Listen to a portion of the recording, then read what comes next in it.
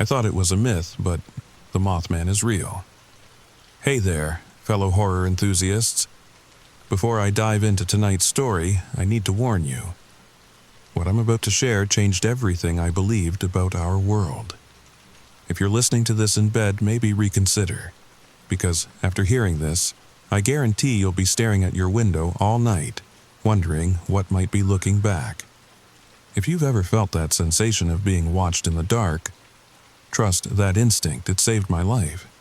Now, if you enjoy this kind of spine-tingling tale that blurs the line between myth and reality, make sure to like, subscribe, and hit that notification bell.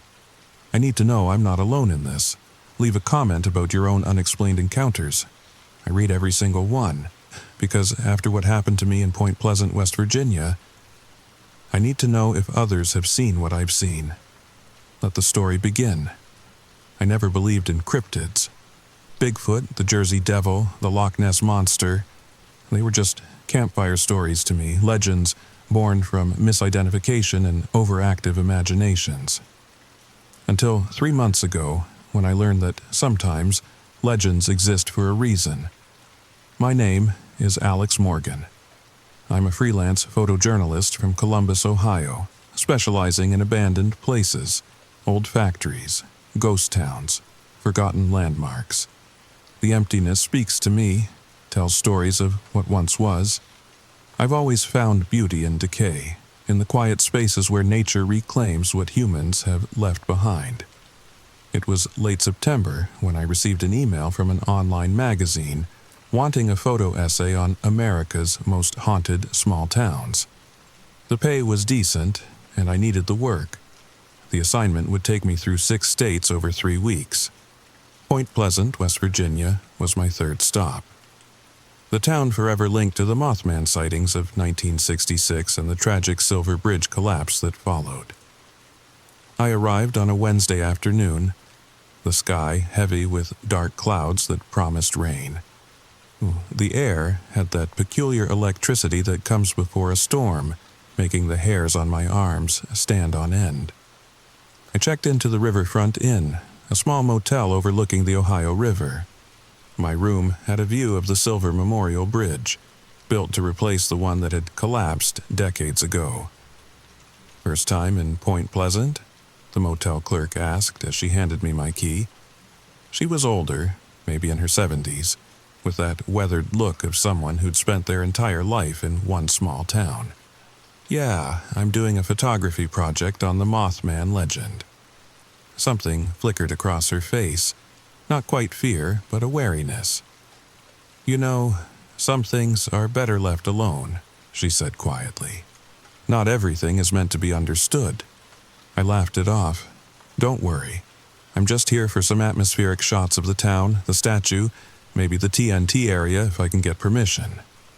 She nodded, but her smile didn't reach her eyes. "Just be careful out at the bunkers after dark. People get turned around out there." I thanked her for the warning, though internally I dismissed it as small-town superstition. If only I had listened. That evening, I walked around the town center, capturing images of the famous Mothman statue in the twilight. It was an impressive sculpture, a metallic figure with massive wings and glowing red eyes. I had to admit, whoever designed it had created something genuinely unsettling. "It doesn't do him justice," came a voice from behind me. I turned to find an older man sitting on a nearby bench watching me work. He wore a flannel shirt and worn jeans, his face deeply lined, eyes clear and sharp despite his age. "Excuse me," I asked. "The statue doesn't look much like what people actually saw."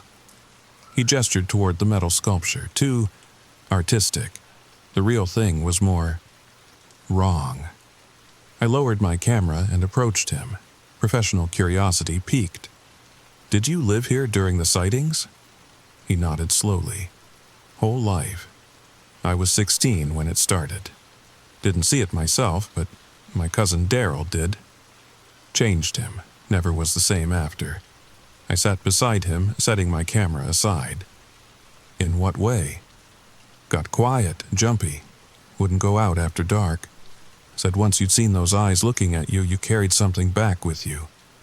A feeling of being watched all the time. The old man shook his head.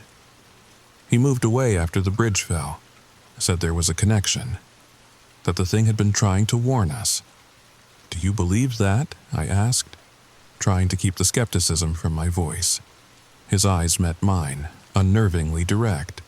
What I believe is that there are things in this world we aren't meant to understand. Things that exist in the corners of our vision. And sometimes, they step out of those corners. A cold drop of rain hit my cheek, then another. The storm was moving in. You staying out at the old TNT area? He asked suddenly, planning to visit tomorrow. Need to get some shots of the bunkers. His expression grew serious. Don't go at dusk. That's when he's most active, and if you hear wings, don't look up. The rain began to fall in earnest then, and I made my excuses to leave. As I walked back to my motel, his words echoed in my mind. Just local color, I told myself. Perfect for the atmospheric piece I was writing. That night, I dreamed of wings. Vast, dark wings that blotted out the stars, and a sound like distant thunder that wasn't thunder at all. I woke at 3:17 a.m., according to the glowing numbers on the bedside clock. My heart was pounding, and I couldn't shake the feeling that something had been in the room with me. Something that had been watching me sleep. The rational part of my brain blamed the old man's stories, the power of suggestion. But I couldn't deny the goosebumps on my arms, or the way my breath caught in my throat as I stared into the darkest corner of the room. Just a dream, I whispered to myself. Just a stupid dream. But as I lay back down, I could have sworn I heard something move outside my window. A soft rustle, like feathers against glass. I didn't sleep again that night. Morning came with steady rain that showed no signs of stopping. I spent the early hours reviewing my shots from the previous day and planning my visit to the TNT area, the abandoned World War II munitions site where the Mothman was first spotted.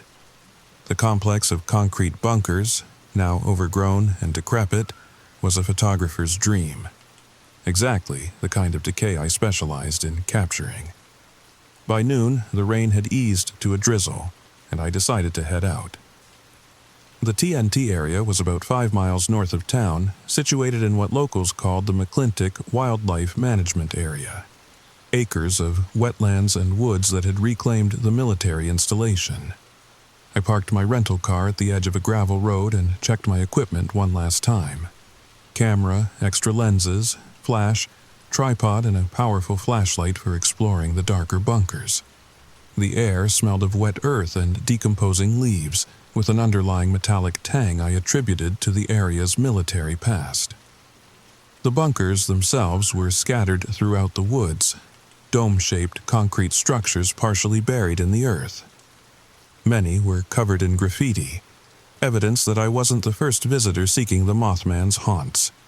I spent hours photographing them from various angles, capturing the play of light and shadow, the texture of weathered concrete against vibrant moss. As the afternoon wore on, I found myself drawn deeper into the complex. The woods grew thicker, the paths less distinct. I came upon a bunker that seemed less visited than the others. No graffiti marred its surface, and the entrance was partially obscured by overgrowth. Something about it called to me. I felt compelled to document it, to explore its dark interior. The entrance was a black void, a mouth leading into the earth. I switched on my flashlight and stepped inside, the beam cutting through decades of darkness. The air was noticeably cooler, with a damp mineral smell that caught in my throat. Water dripped somewhere in the distance, the sound echoing off concrete walls. I moved carefully, photographing the play of light on the curved ceiling, the strange shadows cast by my presence. There was beauty here, in this forgotten place. A stillness that spoke of time suspended. That's when I noticed the marks on the far wall. At first, I thought they were more graffiti, but as I drew closer, I realized they were older. Much older. Deep gouges in the concrete, as if something with immense strength had dragged claws through the hardened material. I ran my fingers along one of the grooves, feeling its depth. A chill ran through me that had nothing to do with the temperature. What could do this? I whispered, my voice swallowed by the empty space. As if in answer, a sound came from deeper within the bunker, a soft scraping, like something moving across concrete. I froze, listening intently. The sound came again, fainter this time, further away. Logic told me it was probably an animal, a raccoon or maybe a feral cat, but something deeper, something primal, whispered otherwise. "Hello?" I called out, immediately regretting breaking the silence. My voice sounded wrong in that space, too human, too vulnerable. No response came, but the quality of the silence had changed. It felt expectant, as if the darkness itself was listening. I began backing toward the entrance, suddenly eager for daylight. My foot caught on something and I stumbled, nearly dropping my camera. I directed my flashlight downward. What I tripped over was a bird, a large crow or raven, lying dead on the concrete floor. Its body was intact but strangely desiccated, as if all moisture had been drawn from it. What struck me most were its eyes. They were gone, leaving empty sockets that stared blindly upward. I felt sick. Something about the bird's condition seemed profoundly wrong. I hurried toward the entrance, no longer caring about getting more shots. When I emerged into the open air, I was shocked to see how late it had grown. The forest was bathed in the golden light of late afternoon, the sun sinking rapidly toward the horizon. I'd lost track of time inside the bunker, spending far longer than I'd intended. The old man's warning came back to me suddenly. Don't go at dusk. That's when he's most active. I needed to leave now. But as I turned to head back to my car, I realized with a sinking feeling that I wasn't entirely sure which path I'd taken. The woods looked different in the fading light, the shadows longer, the landmarks less distinct. Stay calm, I told myself. Just retrace your steps. I checked my phone, hoping to use GPS, but there was no signal. Not surprising in such a remote area. I picked what seemed like the most likely path and started walking, moving as quickly as I dared on the uneven ground. The light continued to fade, and with it, my confidence that I was heading in the right direction. After 20 minutes of walking, I should have reached my car. Instead, I found myself facing another bunker, one I didn't recognize. Somehow, I'd gone in a circle, or taken a wrong turn. Panic began to rise in my chest. The forest was growing darker by the minute, the spaces between trees filling with shadow. And there was something else. A stillness that felt unnatural. The birds had stopped singing. That's when I heard it. A sound like heavy fabric flapping in strong wind, but there was no breeze. It came from somewhere above the trees, a rhythmic whooshing that made my heart stutter. Don't look up, the old man had said. But how can you not look when every instinct screams that something is watching you from above? I broke into a run, no longer caring about direction, just desperate to get away from that sound. Branches whipped at my face. Roots threatened to trip me, but fear drove me forward. The flapping grew louder, closer, as if whatever made it was following me, tracking my panicked flight. And then my foot caught a root, and I was falling. Camera clutched protectively to my chest, I hit the ground hard, knocking the wind from my lungs. For a moment, I lay there gasping, staring up at the canopy of trees now silhouetted against the darkening sky. That's when I saw it. A shape moving between the branches, larger than any bird should be. Something with a wingspan that seemed to stretch impossibly wide. I caught only a glimpse before it disappeared from view, but it was enough to freeze the blood in my veins. It hadn't been a bird. The proportions were all wrong. Too large, too humanoid in its central mass. I scrambled to my feet, ignoring the pain in my ankle, and limped forward as fast as I could. By some miracle, the trees began to thin, and I suddenly emerged onto the gravel road where I'd parked. My car sat about 50 yards away, a beautiful, ordinary sight that nearly brought tears to my eyes. I hobbled toward it, fishing my keys from my pocket with trembling hands. The forest behind me had gone completely silent, but I could feel eyes on my back, watching, assessing. Just as I reached my car, a sound cut through the twilight. A high, inhuman keen that raised the hairs on my neck. It wasn't quite a screech, wasn't quite a wail, but something in between. Something that spoke of intelligence and hunger and ancient patience. I fumbled with the key fob, practically falling into the driver's seat once the door unlocked. I started the engine and pulled away so quickly the tires spat gravel. In the rearview mirror, I could see nothing but darkness where the forest began. But darkness can hide so many things. I drove back to town in a daze, hands gripping the steering wheel so tightly my knuckles turned white. My rational mind worked overtime, trying to explain what I'd experienced. Stress, imagination, the power of suggestion from local legends. Anything but the impossible reality that seemed to be unfolding. Back in my motel room, I immediately pulled out my laptop and downloaded the day's photos. Most were what I expected.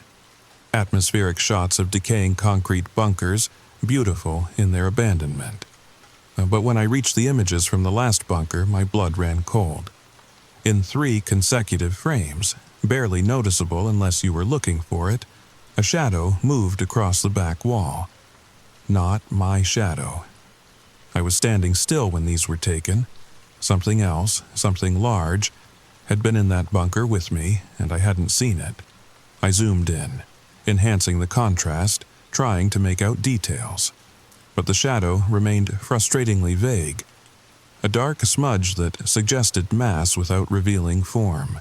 Yet, something about its proportions nagged at me, triggered some primal recognition response. Sleep was out of the question. I spent hours researching the Mothman legend, going beyond the tourist-friendly version I'd skimmed for my assignment. The deeper I dug, the more unsettled I became. The original witnesses in 1966 had described a large, winged humanoid with glowing red eyes. But there were details in their accounts that rarely made it into the popular retellings. Reports of electronic malfunctions when the creature was near. Strange dreams experienced by those who had seen it. The sensation of being watched that persisted long after the encounter. Most disturbing were the accounts linking the Mothman to disasters. The Silver Bridge collapse had been just the most famous. There were other incidents, smaller tragedies that occurred in places where sightings had been reported. As if the creature didn't cause calamity, but was drawn to it. Or perhaps warned of it. Around 2 a.m., I found myself staring at a blurry photograph taken by a local high school student in 1967. A dark shape against the night sky, wings outstretched. It looked remarkably similar to the shadow I'd glimpsed above the trees. A sharp tap at my window made me jump. Heart racing, I approached cautiously, expecting... what? Red eyes staring back at me? A wing at a shape blocking the stars? Instead, there was nothing but my own reflection in the glass and the branches of a tree moving in the wind. But I couldn't shake the feeling that something had been there moments before. Watching me research its history, I closed my laptop and pulled the curtains tight. Sleep eventually came, but it was thin and troubled, filled with dreams of falling bridges and dark wings. Morning brought rational thought with it. In daylight, my fears seemed almost laughable. I was a professional, not some superstitious teenager. I had a job to complete. I spent the day in town interviewing locals about the legend for my article. Some were eager to share stories, most second-hand accounts or friend-of-a-friend tales. Others grew uncomfortable at my questions, changing the subject or making excuses to end our conversation. By late afternoon, I'd gathered enough material, but something felt unfinished. I couldn't leave without returning to the TNT area one more time. Not after what I'd experienced. I needed proof, either that something was there, or that my mind had played elaborate tricks on me. This time, I went prepared. I arrived well before sunset, with a detailed map of the area and a GPS device that didn't rely on cell service. I marked my car's location and planned a specific route to the bunker where I'd seen the claw marks. The woods felt different in the clear afternoon light, less threatening, more ordinary.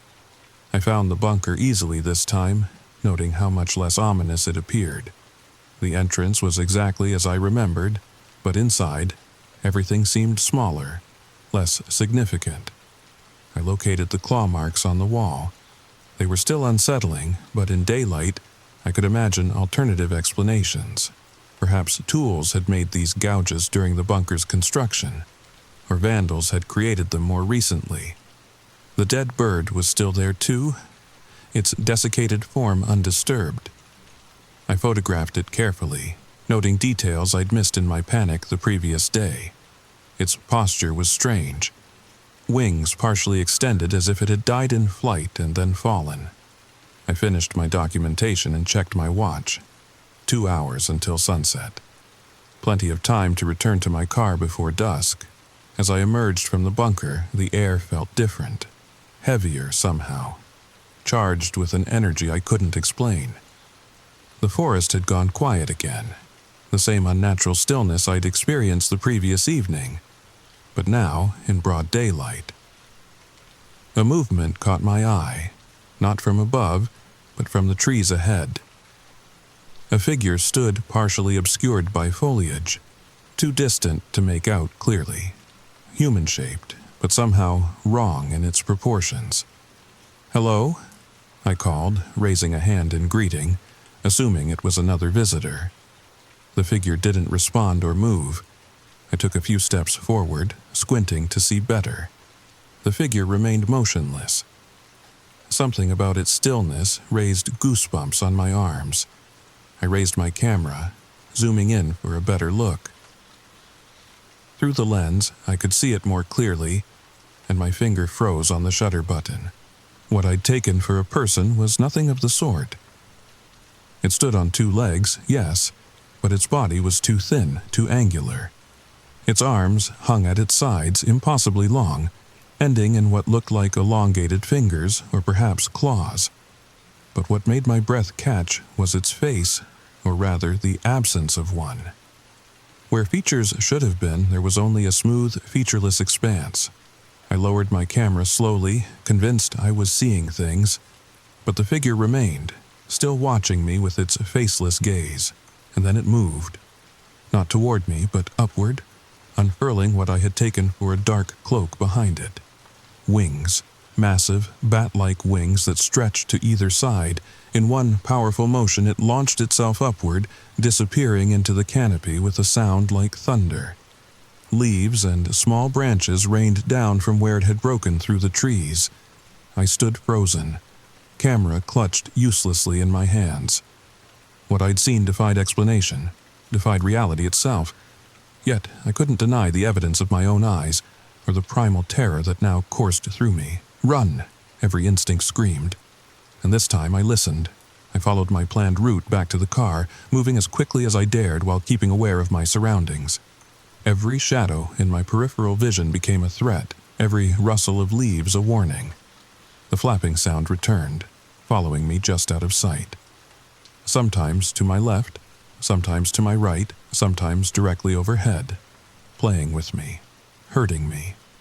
I burst from the tree line onto the gravel road where my car waited, a mundane sanctuary of metal and glass. As I fumbled with the keys, a shadow passed over me, vast and swift, accompanied by a gust of displaced air that nearly knocked me off my feet. I looked up, breaking the cardinal rule the old man had given me.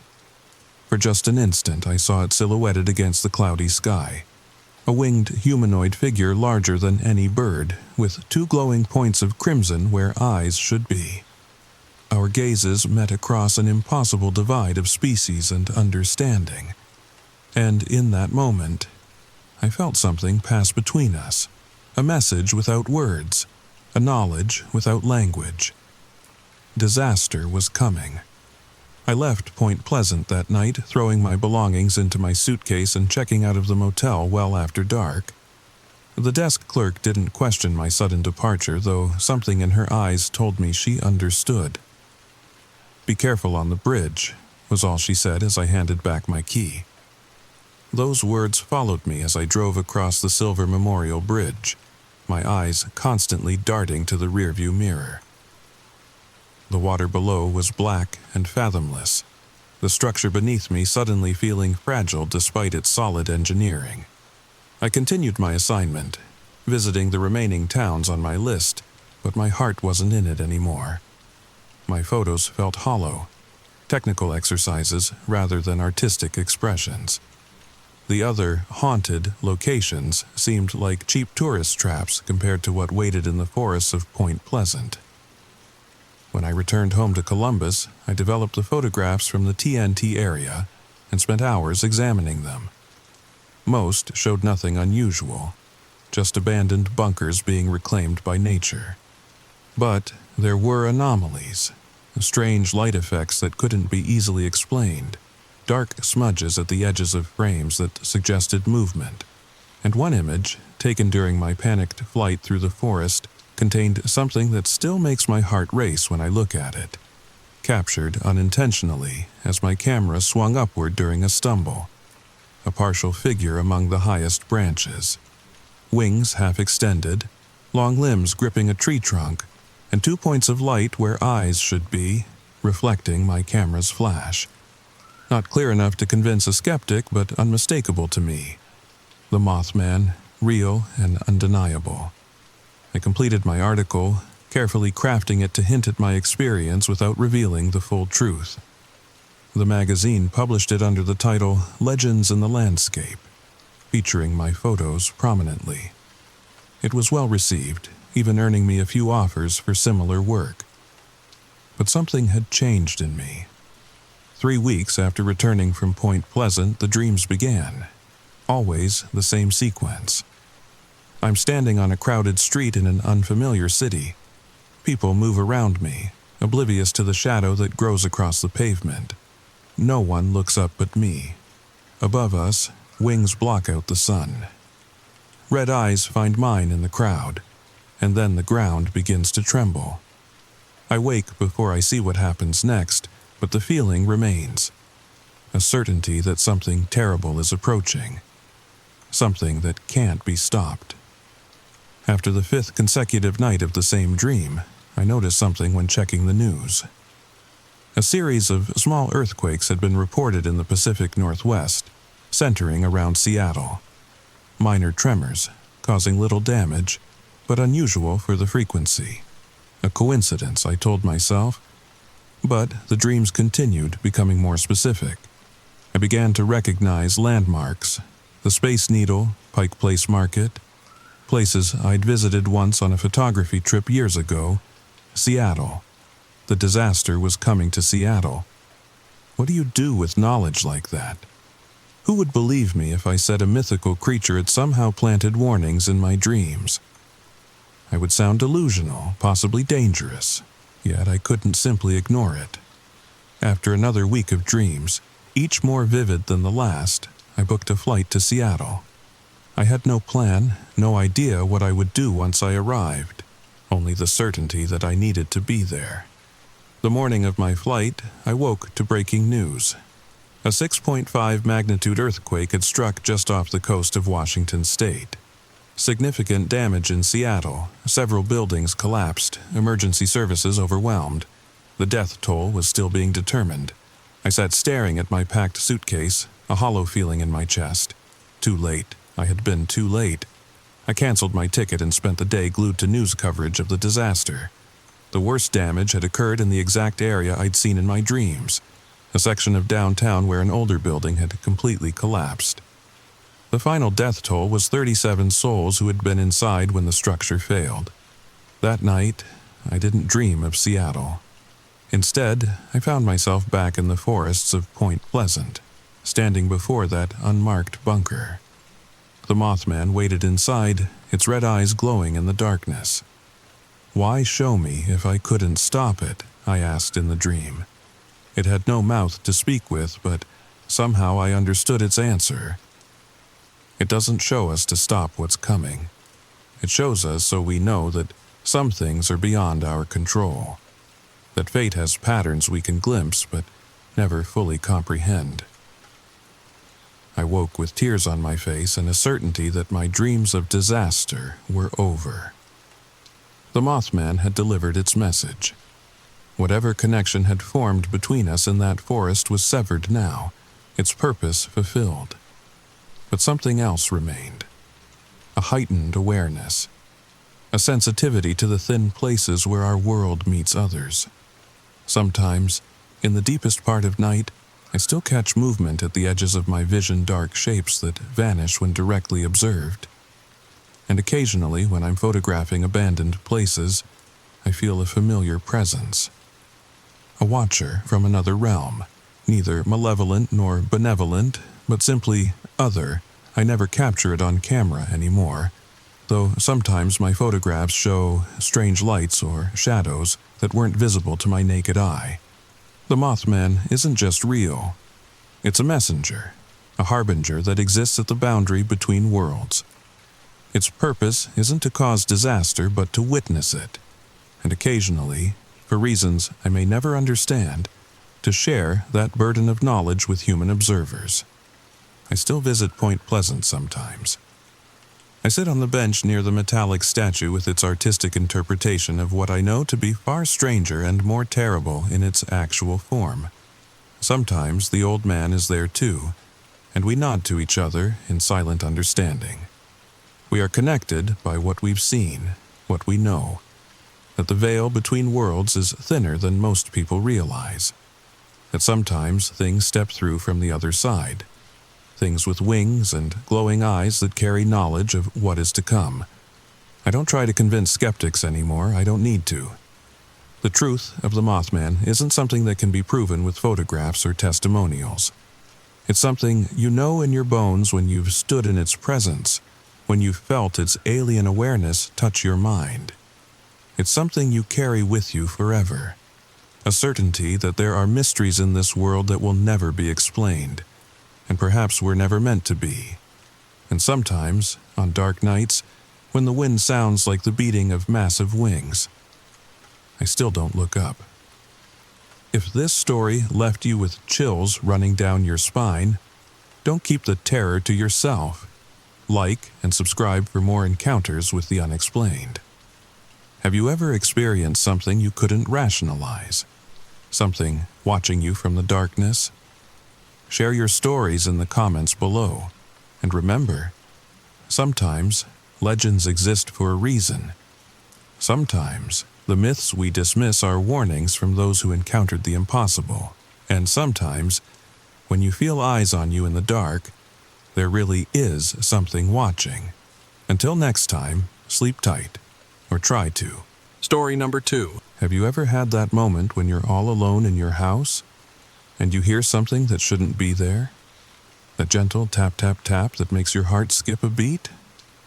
I never believed in the paranormal, never thought twice about those creaking floorboards or rattling windows until it happened to me. What I experienced changed everything I thought I knew about reality. And here's the strangest part. It could be happening to you right now, too. Maybe you've already heard that first knock and just didn't recognize what it meant. This is my story. Listen carefully, because your life might depend on it. The story begins now, started on a Tuesday night in October. Not a stormy night with thunder and lightning like in the movies, just an ordinary autumn evening in my small suburban neighborhood outside of Portland, Maine. The kind where fallen leaves skitter across driveways and the wind occasionally rattles your windows, but nothing that would make you uneasy.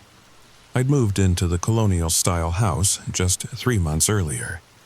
A great deal on a foreclosure, too good to pass up on my modest teacher's salary.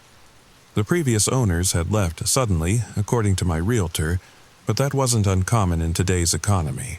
The house needed work, but it had character. Hardwood floors, crown molding, and big bay windows that let in plenty of natural light. That night, I was grading papers from my 10th grade English class, a mug of chamomile tea cooling beside my laptop. The essays were on The Telltale Heart by Edgar Allan Poe. Ironic, considering what was about to happen. My golden retriever, Bailey, was curled up at my feet under the dining room table. Tap, tap, tap. 3 distinct knocks, so soft I almost didn't hear them. Bailey's ears perked up immediately. His head lifted, eyes fixed on the front door. "Hello?" I called out, pushing back my chair. The digital clock on the microwave read 10:37 p.m. A strange time for visitors. I approached the door cautiously, peering through the peephole. The porch light illuminated my empty front steps. Nothing but dried leaves swirling in the breeze. I opened the door, just a crack at first, then wider. "Hello?" I called again, stepping onto the porch. The cold air raised goosebumps on my arms. Bailey pushed past my legs, sniffing the air and whining softly. Nothing. No one. Must have been the wind, I muttered, though deep down I knew what I'd heard wasn't the wind. Those were deliberate knocks, human knocks. I closed and locked the door, sliding the deadbolt into place for good measure. When I turned around, Bailey was standing in the hallway, his body rigid, staring at the door to the basement. "What's wrong, boy?" He didn't move, didn't wag his tail, just kept staring.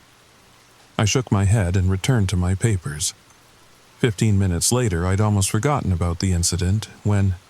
Tap, tap, tap. This time, louder. Unmistakable. Coming from the back door this time, Bailey growled, something I'd rarely heard him do. My hands trembled slightly as I picked up my phone, ready to call 911 if needed. The back door led to my small fenced yard. Someone would have had to open the gate to get back there. I flipped on the porch light and looked through the curtains. Empty.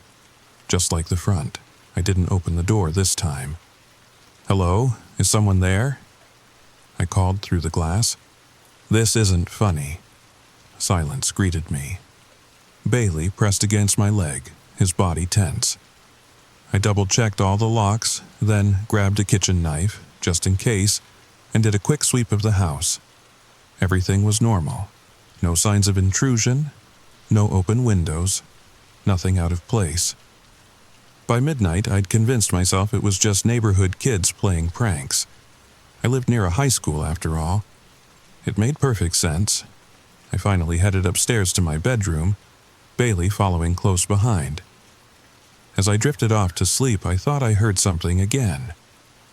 A very faint tap-tap-tap, like fingernails gently drumming on wood. But it was distant, muffled. Maybe from inside the walls themselves. I pulled the covers tighter and told myself it was just the house settling. Old houses make noises. That's normal. That's expected. What wasn't normal was waking up at 3:17 a.m. to find Bailey standing at the foot of my bed, hackles raised, staring at my bedroom door, growling at nothing. "Bailey, what?" Tap, tap, tap, right on my bedroom door, 3 perfect knocks. As if someone was standing just inches away on the other side, my blood turned to ice. I couldn't move, couldn't breathe. "Who's there?" I managed to whisper. No answer. Just a silence so complete I could hear my own heartbeat. I reached for my phone with shaking hands, but before I could grab it, tap, tap, tap, this time from my closet door. Bailey barked sharply, lunging toward the closet before retreating with his tail between his legs. I don't remember much of what happened next. I know I ran downstairs with Bailey, phone in hand, and sat in my car in the driveway until sunrise, doors locked, jumping at every shadow. Too afraid to drive away, too terrified to go back inside. When morning came, golden sunlight streaming through the trees, I felt foolish. In the light of day, the whole experience seemed like a bad dream or an overactive imagination. I went back inside. Everything looked normal. I checked the closet, nothing out of place. I examined all the doors for signs of tampering or forced entry, nothing. I called in sick to work and spent the day researching the house's history, expecting to uncover some tragic backstory involving previous tenants. But there was nothing unusual. A succession of ordinary families had lived there over the decades. No reported deaths, no mysteries. I even asked my next-door neighbor, Mrs. Peterson, a retired librarian who'd lived on the street for 30 years, if she knew anything strange about the house. Strange? No, dear, she said, adjusting her glasses. The Mitchells lived there for years before moving to Florida. Before them, the Donovans. Lovely people. She paused, her forehead wrinkling. Though, I will say, not many people stay in that house for long. Always moving out after a year or two, never understood why. It's such a charming place. That night, I invited my friend Melissa over. I didn't tell her why, just said I wanted company. We ordered pizza, watched a comedy on Netflix, and for a few hours I almost forgot about the knocking. Almost. Did you hear that? I asked when the movie ended, around 11 p.m. Hear what? Melissa looked confused. Nothing, I said quickly. Just the wind, I guess. But it wasn't the wind. It was that same soft tap, tap, tap, coming from somewhere deep within the house. Bailey heard it too, his eyes following something invisible across the room. Melissa left shortly after midnight, despite my hints that she could stay over. As her car pulled away, I stood in the driveway, suddenly reluctant to go back inside. I had nowhere else to go. The next 3 nights followed the same pattern. It always started with a gentle knocking at the front door around 10:30 p.m. No one there when I checked. Then the back door about 15 minutes later. By midnight, the knocking would move inside the house. Different doors, different walls, but always in sets of 3. Tap, tap, tap. Always 3 knocks. Never more. Never less. I tried setting up my phone to record overnight, but the battery would mysteriously drain, even when plugged in. I bought a cheap security camera, but it showed nothing. Just doors mysteriously rattling with no visible cause. On Friday night, I hit my breaking point when the knocking started on my headboard, directly behind my pillow. 3 gentle taps that vibrated through the wood and into my skull. I scrambled out of bed, grabbing Bailey and my emergency overnight bag. I drove to a Holiday Inn 20 miles away and checked in at 1 a.m. The tired desk clerk didn't bat an eye. She'd probably seen worse. Even in the sterile hotel room, I couldn't shake the feeling that I'd brought something with me. Bailey kept staring at the bathroom door, refusing to settle down. Around 3 a.m., I finally drifted into an exhausted sleep. Tap, tap, tap. I jolted awake, heart pounding. The bathroom door.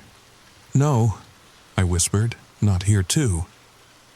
That's when I knew it wasn't the house. It was me. Whatever this was had followed me. I didn't sleep the rest of the night. In the harsh fluorescent lighting of the hotel bathroom, I searched online forums for similar experiences, desperate for answers. I found hundreds of stories, some probably fake, some seemingly genuine, of mysterious knocking phenomena. Most were attributed to plumbing issues, foundation settling, or wildlife in the walls. But some descriptions matched mine exactly. 3 knocks, always 3, moving throughout the house, following a pattern. One comment caught my attention. 3 knocks is how they learn your patterns. They're studying you. I slammed my laptop shut. By Sunday evening, I'd convinced myself I was having some kind of breakdown. Stress from the new job, the responsibility of homeownership, maybe even carbon monoxide poisoning. There had to be a rational explanation. I returned home determined to solve the mystery.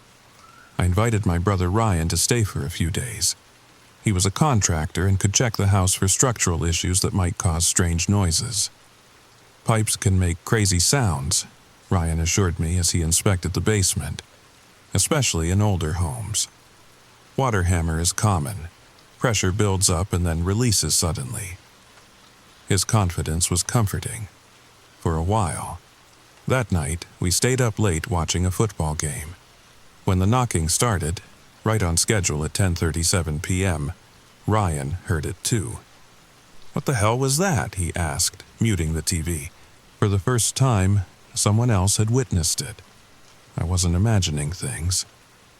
We followed the knocking pattern together: front door, back door, basement door. Ryan checked everything, growing increasingly puzzled.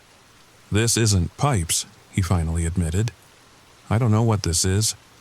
Around midnight, Ryan suggested we set up a trap. We placed flour on the floor near the doors, hung strings with bells attached to doorknobs, and positioned Ryan's tools in strategic locations to detect movement. At 3:17 a.m., we were both awakened by 3 loud knocks on the guest room door where Ryan was sleeping. When we checked, the flour was undisturbed. The bells hadn't rung. But there, in the center of the hardwood floor, were 3 small puddles of water in a perfect triangle. As we watched, they evaporated before our eyes, leaving no trace. Ryan packed his bags that morning. "I love you, sis, but there's something seriously wrong here." He promised to find someone who could help, someone who dealt with things beyond normal explanation. Left alone again, I threw myself into research. I took time off work and spent days at the local library, digging through town records and historical accounts. I spoke with a historian at the Portland Historical Society who specialized in local folklore. 3 knocks has significance in many cultures, the elderly historian explained, peering at me over wire-rimmed glasses. In American folklore, particularly in New England, there's the belief that supernatural entities announce themselves in 3s.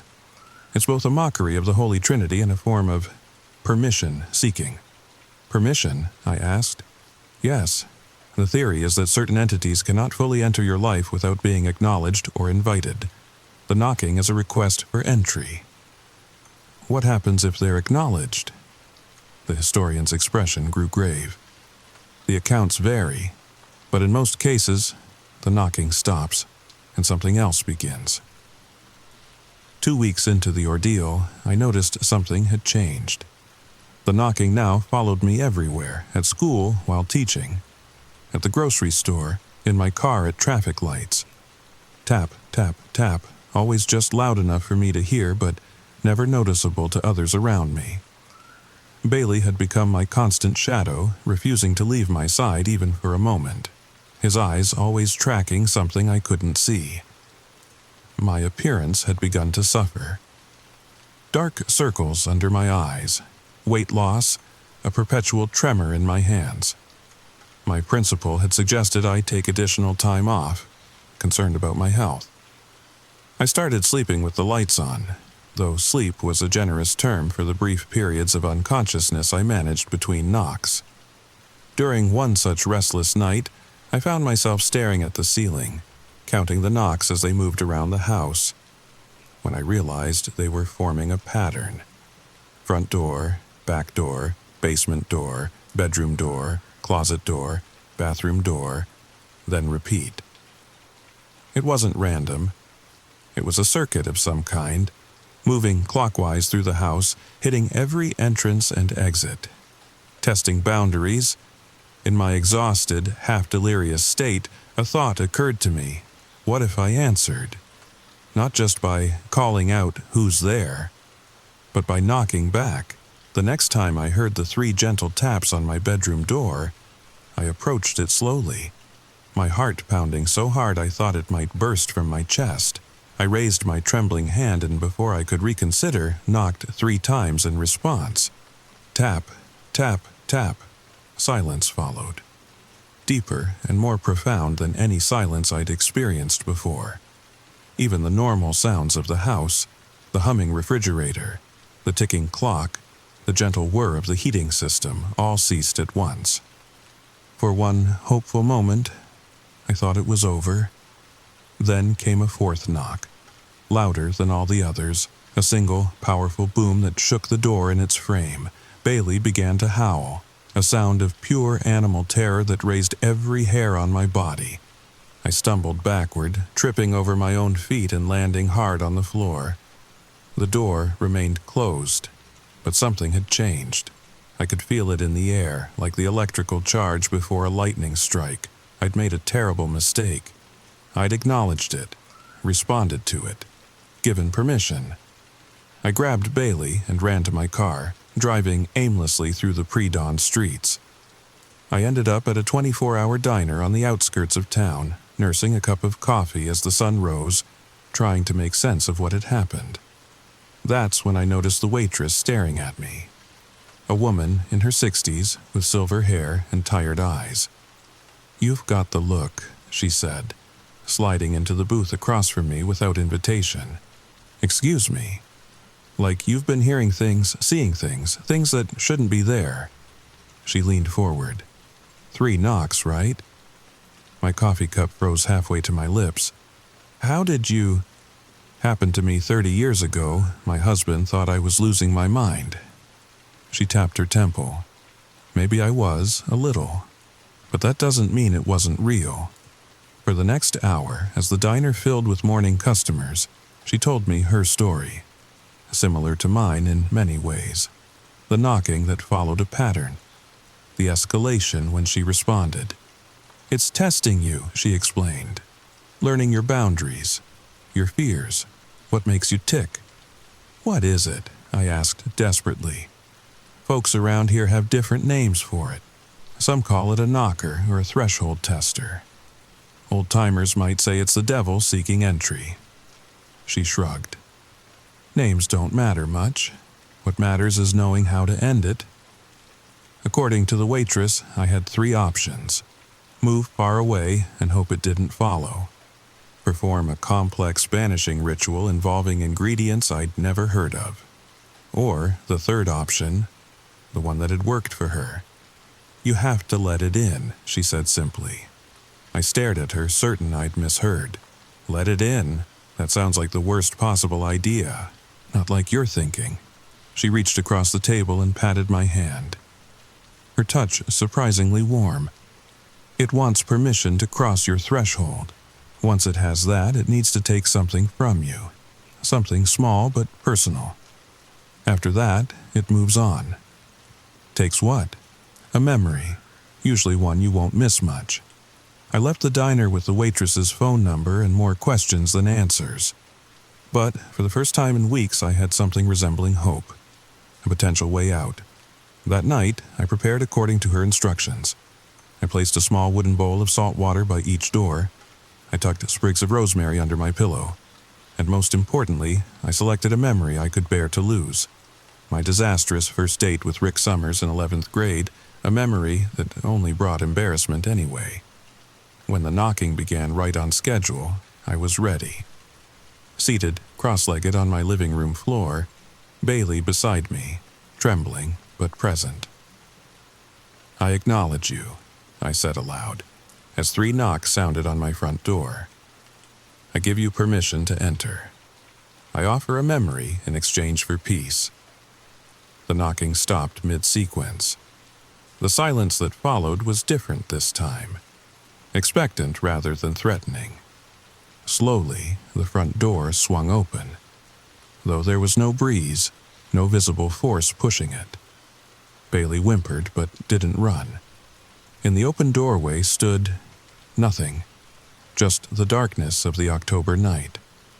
But within that darkness was a deeper shadow, a void where light simply disappeared. "Come in," I whispered, my voice barely audible. The temperature dropped 20 degrees in an instant. My breath fogged in front of my face. The shadow moved, not walking, but flowing, across my threshold and into my living room. I closed my eyes, concentrating on the memory I'd selected, picturing every detail of that awkward date. The spilled soda, the failed kiss, the humiliating drive home. Something cold brushed against my forehead, like a fingertip made of ice. I gasped as images flashed behind my eyelids, playing out that memory one last time. And then it was gone. Not just hidden or suppressed, but completely absent, leaving a small, painless gap in my personal history. When I opened my eyes, the front door was closed. The room was warm again. Bailey was asleep at my feet, peaceful for the first time in weeks. The knocking never returned to my house, not in the pattern I'd come to fear. Occasionally, I'll hear a single knock, like an old friend checking in, but it never progresses beyond that. That should be the end of the story. A neat resolution to a frightening chapter in my life. But something else happened, something I've never shared until now. 3 days after my encounter with the threshold tester, I was shopping at the local Target when I noticed a young woman, maybe mid-20s, with the same haunted expression I'd seen in my own mirror. Dark circles under bloodshot eyes, jumping at small sounds, constantly looking over her shoulder. Our carts collided in the household goods aisle, a minor accident caused by her distraction. "I'm so sorry," she mumbled, then looked up at me. Really looked at me. Her eyes widened slightly. You look like you've slept." An odd comment from a stranger, but I understood immediately. "You're hearing it, aren't you? The knocking." The items in her hand, a package of salt and a bundle of fresh herbs, confirmed my suspicion before she even nodded. "3 knocks," she whispered. "Always 3. For the past week, no one believes me." I glanced around to make sure no one was listening, then quickly told her what I knew, what to do. She clung to every word like a drowning person offered a life preserver. As we parted ways, she squeezed my hand gratefully. "Thank you." I thought I was losing my mind. "You're not," I assured her. "But remember, choose a memory you can live without, something small." 2 days later, I saw her obituary in the local paper. Car accident. She'd driven off Martin's Bridge at 3:17 a.m. No evidence of braking, no apparent reason for the crash. I knew then that I'd been lucky. Or perhaps I'd been given special knowledge the waitress had withheld. The threshold tester doesn't just take any memory you offer. It chooses what it wants. And sometimes, what it wants is something vital. Something that changes who you are fundamentally. Since then, I've encountered 3 more people with the same haunted look. People being tested by the knocker. I've helped them all, sharing everything I know, emphasizing the importance of maintaining control over what memory is offered. 2 survived the experience. 1 didn't. And that brings me to why I'm sharing this story now. The knocking phenomenon appears to be spreading, like a slow-moving wave across New England. More and more people are experiencing it, and most don't know what they're dealing with or how to respond. If you've heard those 3 distinct knocks when no one's there, if you've noticed your pet staring at empty doorways, if familiar places suddenly feel wrong somehow, listen carefully to what I've told you. It might save your life. But there's something else I haven't mentioned until now. Something I noticed only recently. Each time I help someone successfully navigate their encounter with the threshold tester, I lose another small memory.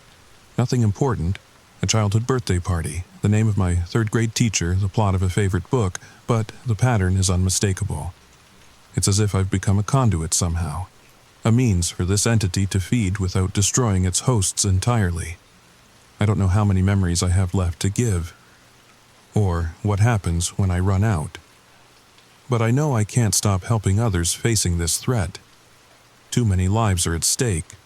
So if you're listening to this and the knocking hasn't found you yet, consider yourself warned, and if it has already started, if you've heard those 3 gentle taps at your door or window, remember what I've told you. Choose your sacrifice carefully, and if you found this story helpful, if it's given you the knowledge you need to survive your own encounter, please leave a comment below. Subscribe to this channel for more warnings and instructions. Share this with anyone you think might need it, because the knocking is spreading, and we need to be ready when it reaches your door.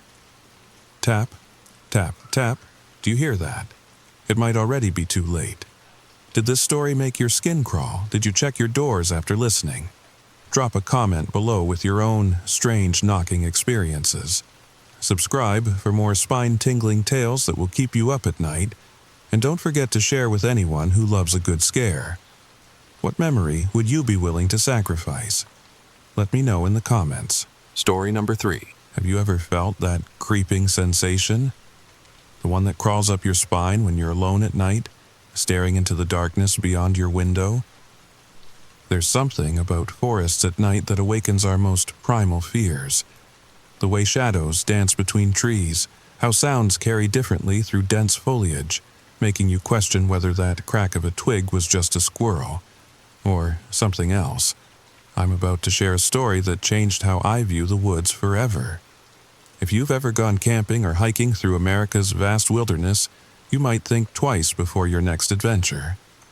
The events I'm about to describe happened just last fall in a small town outside of Asheville, North Carolina, a place where the Appalachian wilderness stretches endlessly, where cell service fades to nothing, and where, when night falls, you realize just how small you truly are. Before I begin, I want to invite you to share your own unexplained forest encounters in the comments below. Have you ever experienced something you couldn't explain while alone in nature? And if this story resonates with you, consider subscribing for more tales that explore the thin veil between our world and whatever lies beyond. Now, let's begin our journey into the haunted forest where monsters roam.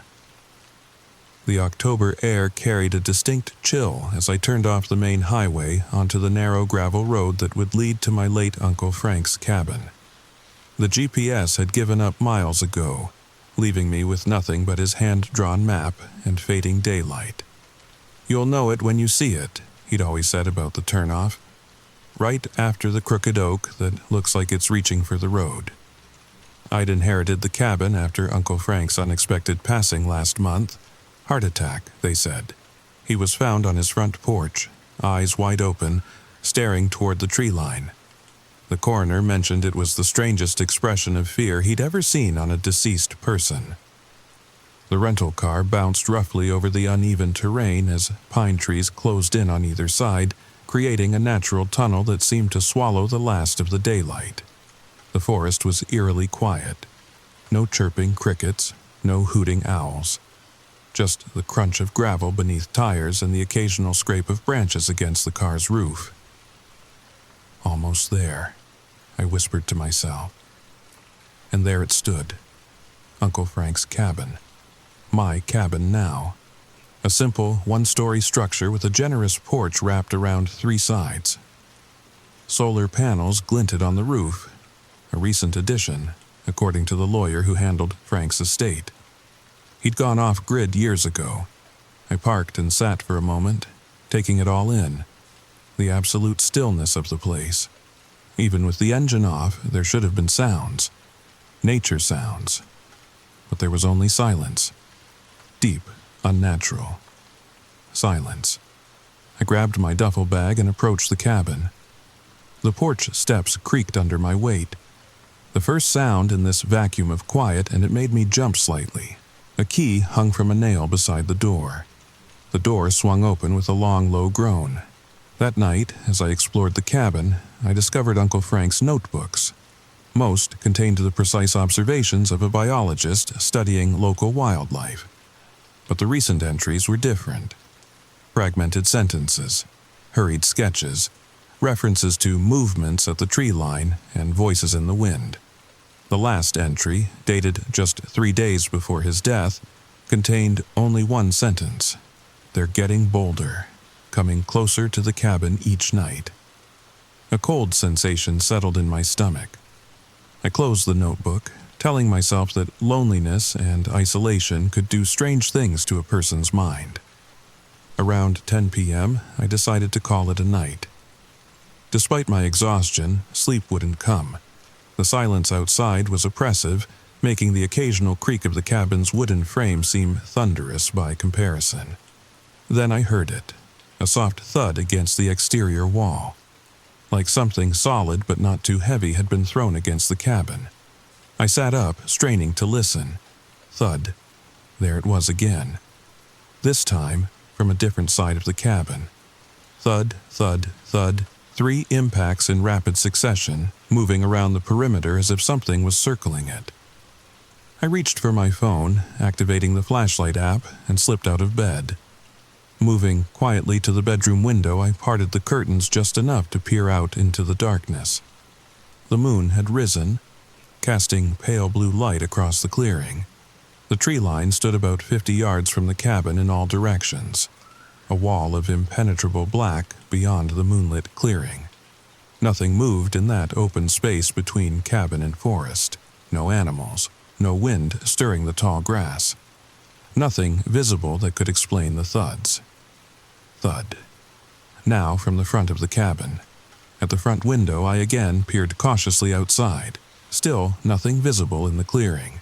But at the edge of the forest, just where the moonlight faded into darkness, I caught a flicker of movement. Something pale. Something that might have been an arm, or a branch, or just my imagination conjuring shapes from shadows. Thud. This time against the front door itself, louder than before. Deliberate. I froze, heartbeat hammering in my chest as a new sound emerged. Soft at first, then growing in clarity. Whispers, multiple voices speaking too quietly to make out words, but distinctly human in cadence. "Hello?" I called out, immediately regretting breaking the silence. "Is someone there?" The whispers ceased instantly. The silence that followed was somehow worse, pregnant with anticipation. Scratch. A new sound, this time at the bedroom window, the unmistakable sound of fingernails or claws dragging slowly across glass. Another scratch, now at the window right beside me. I whirled toward it, flashlight beam hitting the glass, and for just an instant, illuminating what looked like a pale face pressed against the other side.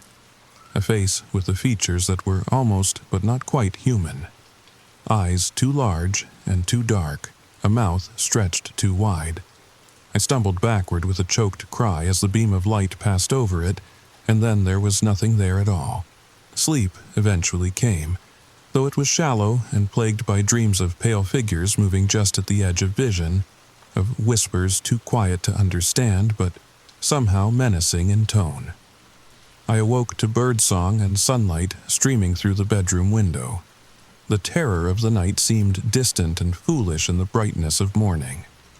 I made coffee and took it out to the porch, breathing deeply of the pine-scented air. I spent the day sorting through Uncle Frank's belongings. By late afternoon, I'd made good progress and was feeling more at ease with the cabin. Then I found the hidden compartment in the desk, a false bottom in the top drawer containing a single leather-bound journal different from the others. Newer.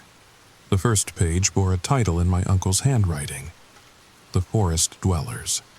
I should have left it closed. The journal was different from Uncle Frank's scientific notebooks. This was more like a field guide, but to creatures that couldn't possibly exist. Detailed sketches filled the pages, humanoid figures with elongated limbs and oversized eyes. Creatures that seemed to be composed partly of plant matter, bark-like skin with tendrils extending from their joints. Beings that appeared to shift between solid form and mist.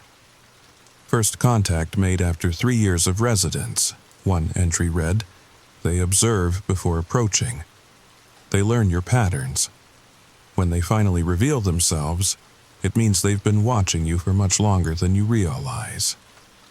They communicate primarily through thought impressions and sound mimicry, another entry explained. The whispers are not their voices, but their attempt to reproduce human speech. I closed the journal with trembling hands, remembering the whispers from the previous night. This was madness. Uncle Frank had clearly descended into delusion during his isolation. Yet those sounds last night had been real. The scratching at the windows had been real, hadn't it? The entries became increasingly paranoid over time.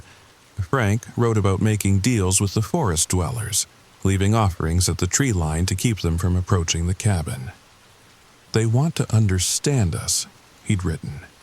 They take our possessions to learn about human life. I am both research subject and researcher now. The final pages were frantic, the handwriting deteriorating. They're testing boundaries now, coming closer each night. I've stopped leaving offerings and they're displeased.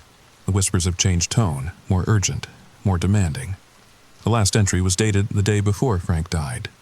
I understand now. They don't want my possessions. They want me, my essence. They consume it somehow. I can feel myself fading as they draw nearer. Tomorrow, I will leave this place forever, but I fear it's already too late. They've marked me. They'll follow.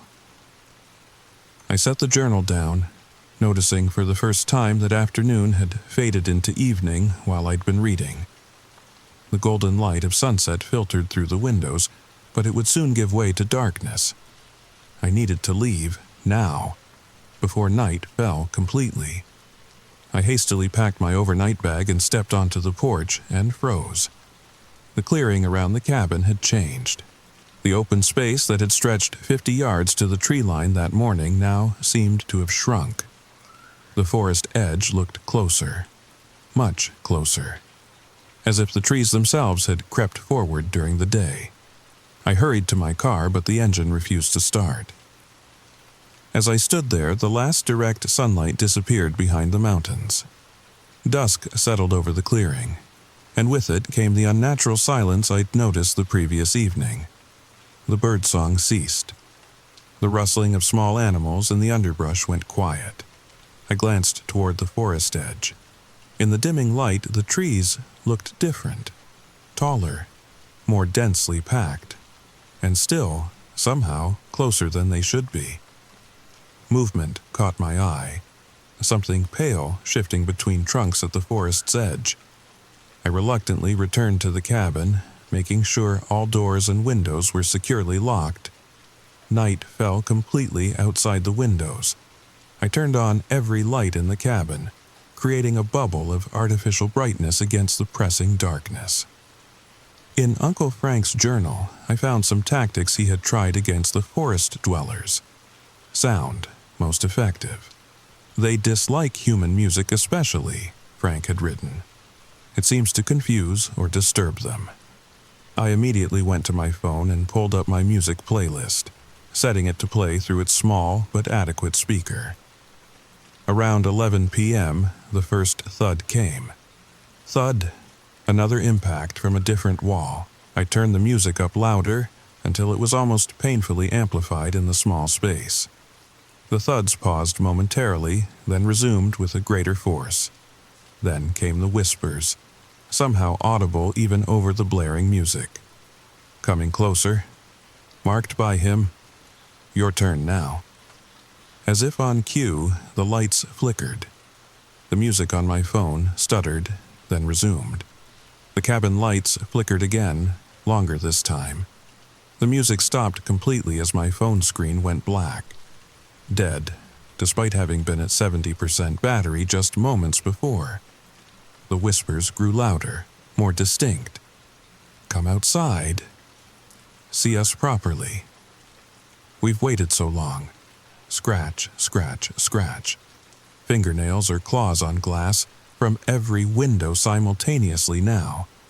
The main lights went out completely, leaving only the emergency lantern casting its circle of yellow illumination. The scratching intensified.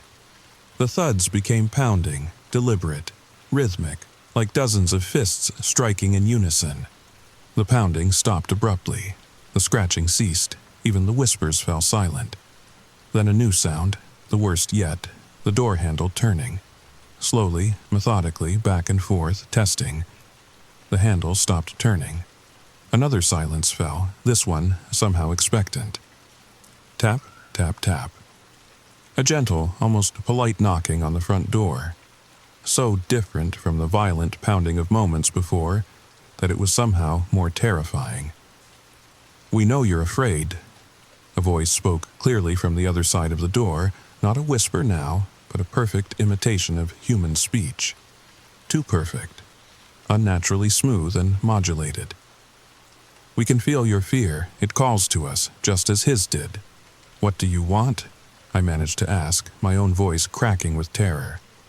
To know you, came the reply. To experience human life through you.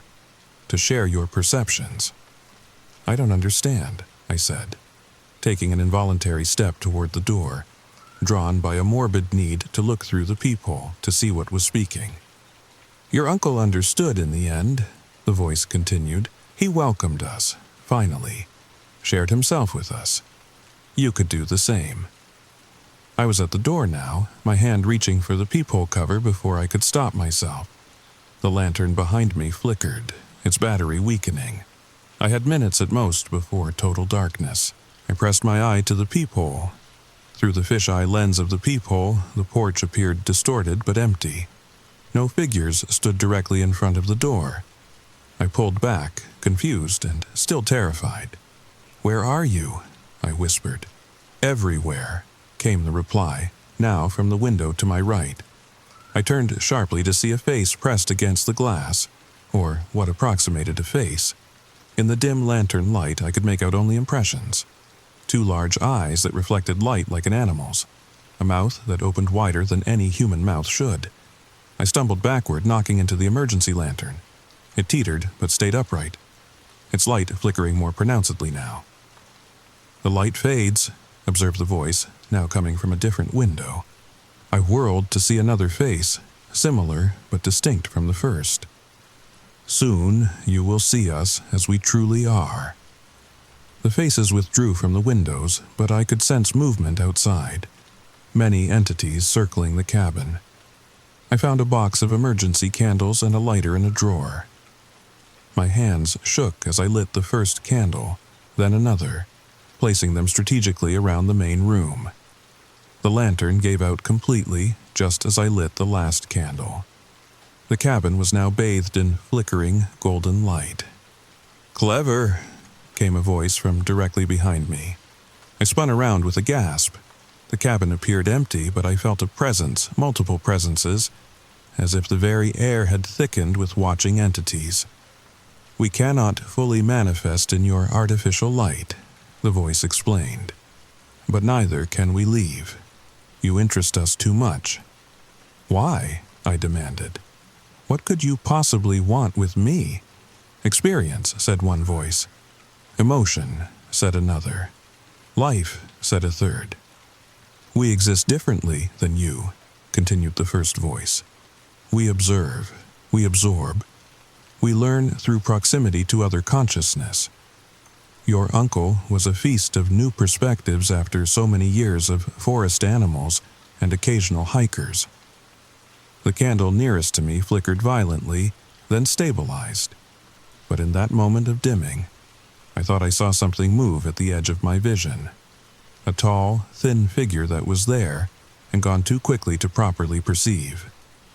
"Stop it," I said, my voice rising. "Stop playing games with me. Either show yourselves fully or leave me alone."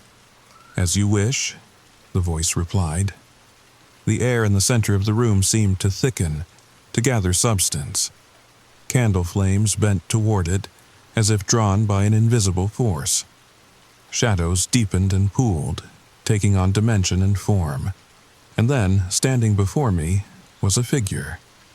Vaguely humanoid but wrong in ways my mind struggled to process. Too tall, too thin, with limbs that bent at odd angles. Its skin, if it could be called skin, seemed to shift between bark-like texture and something translucent, revealing shadowy suggestions of internal structures unlike any human anatomy. Its face was the worst part. Features that approximated human arrangement, but were subtly, terrifyingly incorrect. Eyes too large and entirely black. A mouth that wrapped almost halfway around its head. No nose, just vertical slits that pulsed gently. "Now you see," it said, its mouth moving in ways that didn't match the words I heard. "This is but one form. We have many, we are many." As if on cue, the shadows in the corners of the room deepened further, taking on similar but distinct forms.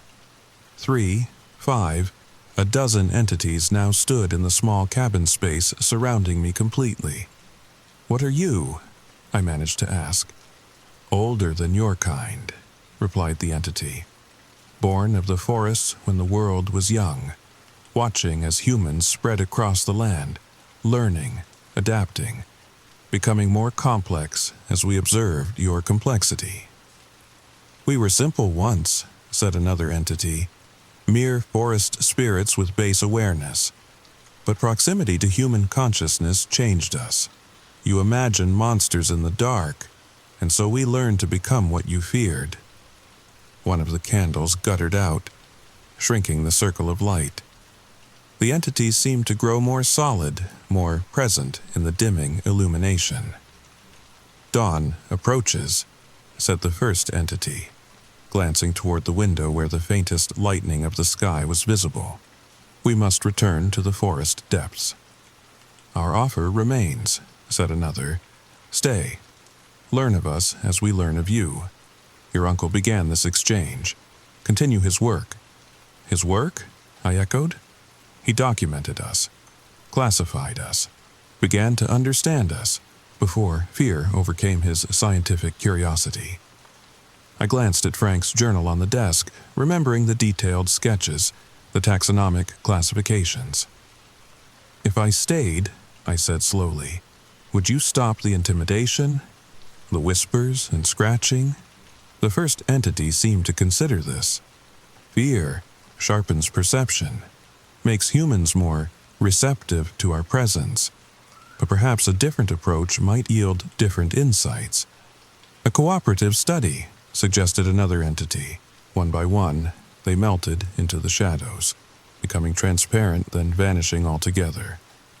The last to leave was the first that had appeared, fixing me with its unsettling gaze until the moment it disappeared completely.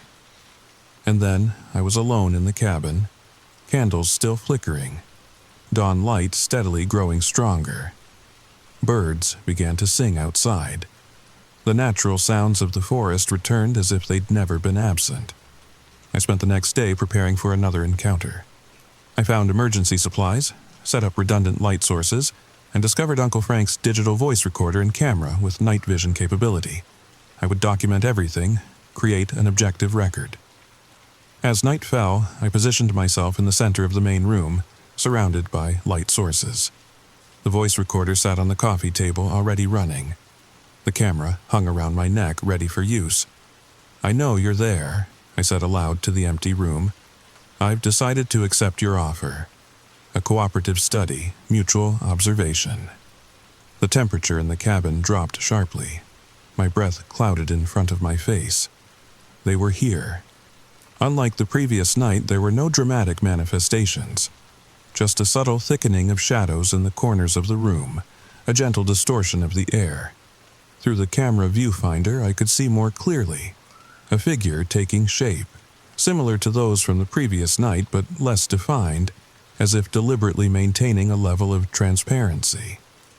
"You've returned," it observed. Curiosity overcame fear, as we predicted. "I'm a scientist," I replied. "Like my uncle, I can't walk away from something this significant." I documented everything, taking photos, asking questions, recording observations. The entities answered freely, though often in ways that stretched my comprehension.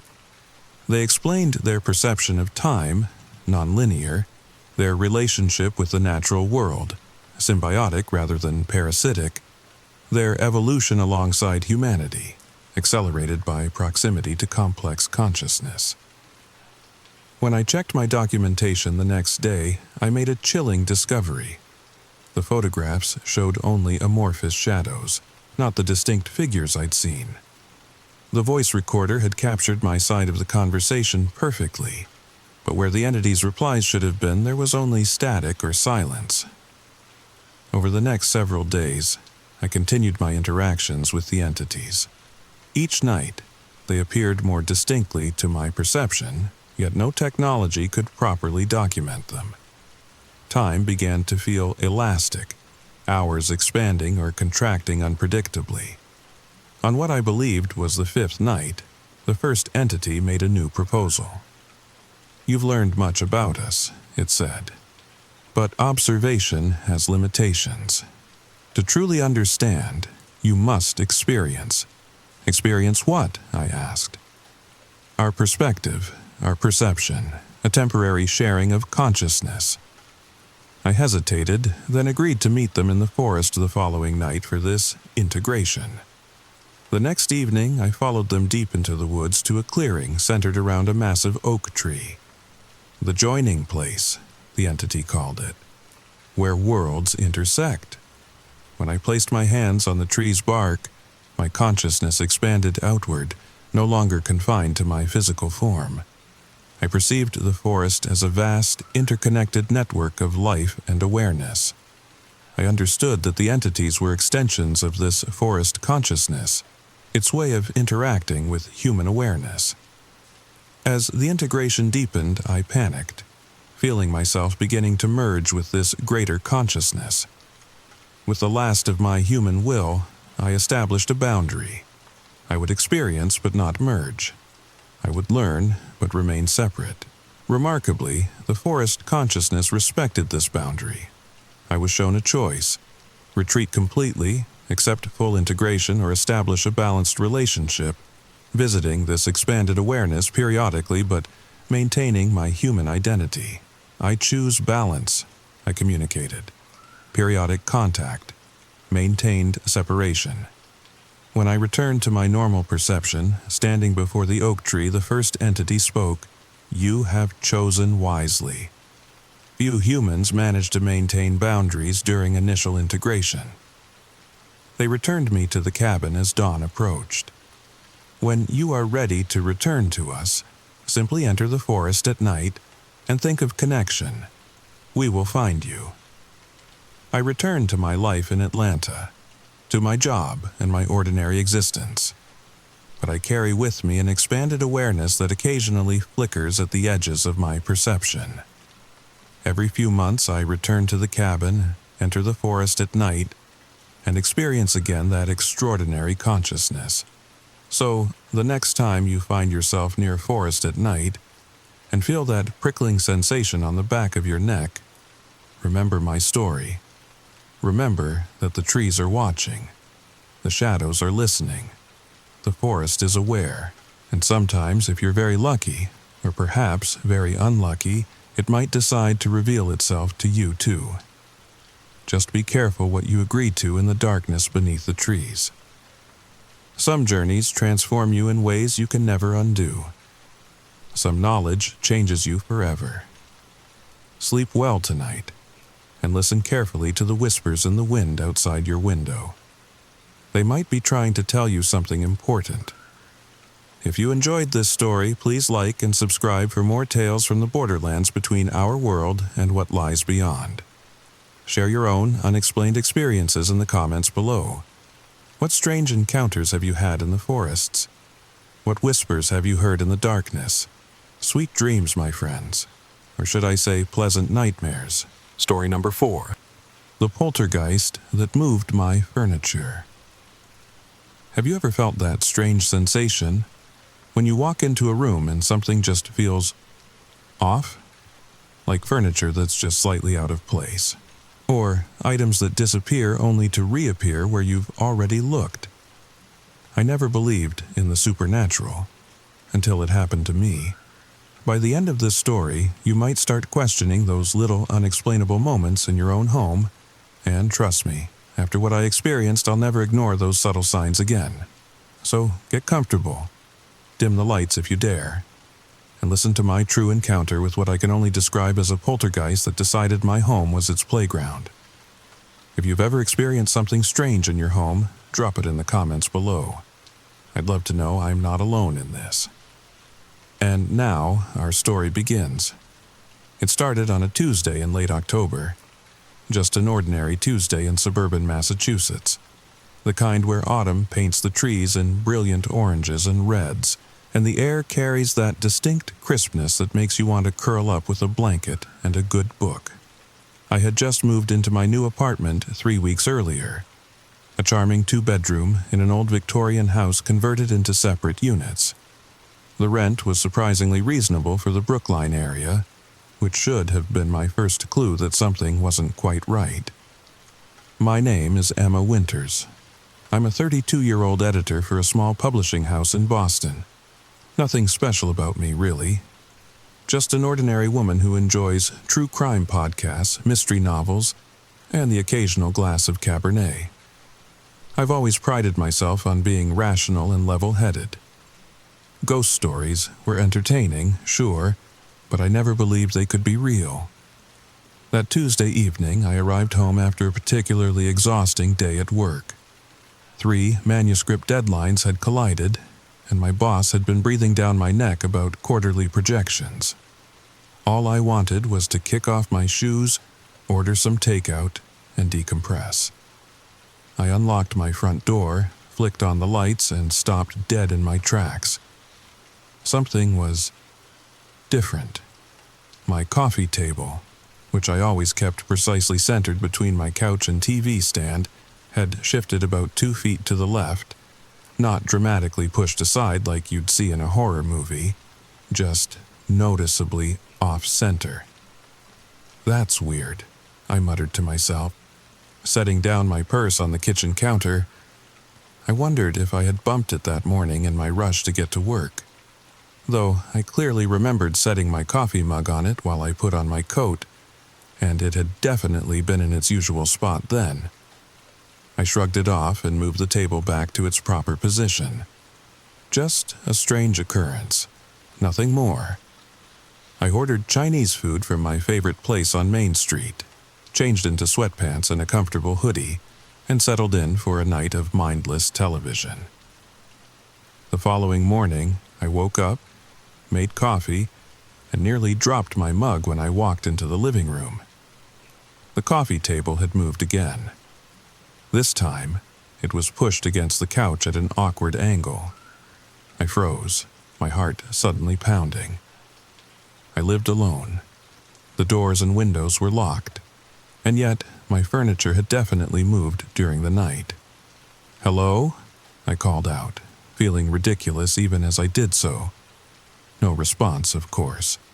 Just the normal creaks and groans of an old house settling. I carefully checked every room, every closet, and under every bed. Nothing seemed disturbed or out of place. No signs of forced entry. Just that one coffee table, mysteriously repositioned while I slept. I told myself there had to be a logical explanation. Maybe the floor was uneven. Maybe the building was settling in a strange way that caused objects to shift. I even considered the possibility that I might be sleepwalking, though I'd never done so before. That evening after work, I conducted a little experiment. I placed a small piece of tape on the floor, outlining exactly where each leg of the coffee table stood.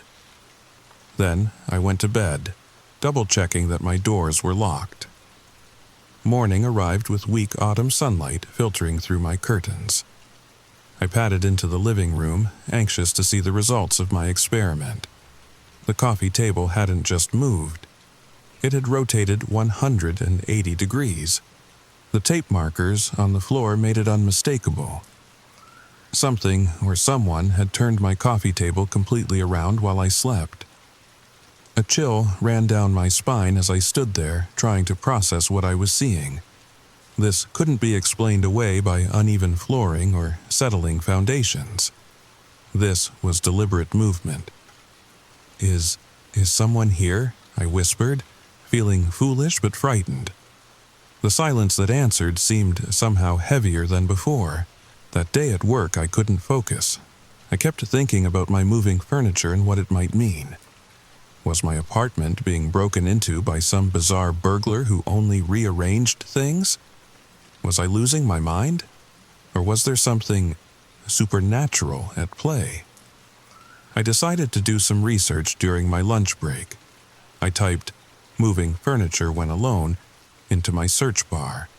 Thousands of results popped up, many describing experiences similar to mine. The word poltergeist appeared frequently. According to various websites, poltergeist activity often centered around moving objects, unexplained noises, and items disappearing. Many accounts linked these phenomena to stress, emotional turmoil, or significant life changes. Well, I had certainly been stressed about work lately, and moving to a new place was definitely a major life change. but I wasn't ready to accept that explanation yet. There had to be something more rational. That night, I set up my phone to record the living room while I slept. If someone was breaking in, I'd catch them. And if nothing showed up on the recording but furniture still moved, well, I'd cross that bridge when I came to it. I woke up before my alarm the next morning, eager and anxious to check my phone. With trembling fingers, I opened the video recording app and played back the footage. For the first few hours, nothing happened. Just my darkened living room, occasionally illuminated by passing headlights from the street below. But at exactly 3:17 a.m., something changed. The video showed my coffee table, slowly, inexplicably, sliding across the floor. There was no one pushing it, no strings or wires. It simply moved on its own, as if pushed by invisible hands. The movement was smooth, deliberate. Not the jerky motion you'd expect from a tremor or vibration. I nearly dropped my phone. My hands were shaking so badly. "This can't be happening," I whispered to the empty room. But the evidence was right there in front of me. That day, I called my landlord, trying to keep my voice casual as I asked about the history of the apartment. "Had previous tenants reported anything unusual?" "What do you mean by unusual, Miss Winters?" Mr. Patterson asked, his voice guarded. "Oh, you know," I tried to sound nonchalant. "Weird noises. Things moving around, that sort of thing." There was a long pause on the other end of the line. "The building is old," he finally said. "It makes sounds. Pipes knock, floors creak, but no one has reported anything beyond that." He was lying. I could hear it in his voice, but I didn't press the issue. I thanked him and hung up, more unsettled than before. That night, I invited my friend Megan over for moral support. I hadn't told her about the strange occurrences yet, wanting to see if she'd notice anything odd without prompting. We ordered pizza and watched a thriller on Netflix. Everything was perfectly normal until Megan got up to use the bathroom. "Hey, Emma?" she called from the hallway. "Did you rearrange while I was gone?" I rushed to where she was standing, my heart in my throat. The collection of framed photos I kept on the hallway table had been completely reorganized. Pictures that had been in the back were now in front and vice versa. I didn't touch them," I said, my voice barely above a whisper. Megan looked at me strangely. "Are you okay? You look really pale." I took a deep breath and told her everything. The moving coffee table, the video recording, my conversation with the landlord. I expected her to laugh it off or suggest rational explanations I hadn't considered. Instead, she grew increasingly serious. "My cousin had something similar happen in her dorm room at college," she said quietly. "Things would move around when no one was there. It got so bad that she eventually had to move out." "What did she do about it?" I asked desperately. "She talked to it," Megan replied simply. "Talked to it?" I repeated incredulously. Megan nodded. "Sometimes these entities just want acknowledgement. They want to know they're seen." I wasn't sure I believed that, but at this point, I was willing to try anything. After Megan left, I sat alone in my living room, feeling both ridiculous and terrified. "Hello?" I said to the empty air. "I know you're here. I know you've been moving my things. I'd appreciate it if you would stop." Nothing happened immediately. But as I was brushing my teeth before bed, I heard a distinct thud from the living room. I rushed out to find my copy of The Haunting of Hill House had fallen from the bookshelf. It lay open on the floor, as if inviting me to read it. That night the activity escalated. I was awakened at 3:17 a.m., exactly the same time as on the recording, by the sound of all my kitchen cabinets opening and closing in sequence. By the time I stumbled into the kitchen, heart pounding, everything was closed again. But I knew what I'd heard. The next day was Saturday, and I spent it researching poltergeists more thoroughly. According to various paranormal websites, poltergeist activity often centered around a particular person, usually someone experiencing emotional turmoil or stress. The activity typically escalated over time if not addressed. Great, just what I needed to hear. I decided to try setting up boundaries. That evening, I walked through my apartment, speaking firmly but respectfully to whatever might be listening. "You can stay here," I said, feeling only slightly foolish. "But you need to respect my space. No moving things while I'm sleeping. No opening and closing cabinets in the middle of the night. If you want to communicate, find a less frightening way to do it." That night was quiet. Peacefully, mercifully quiet.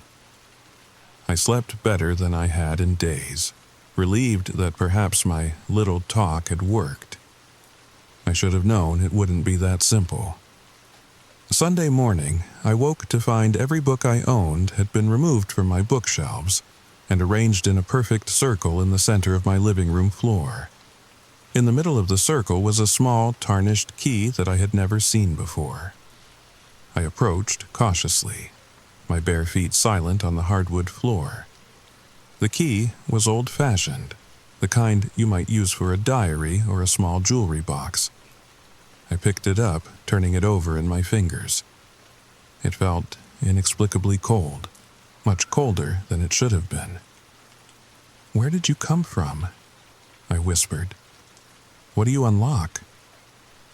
No answer came, of course.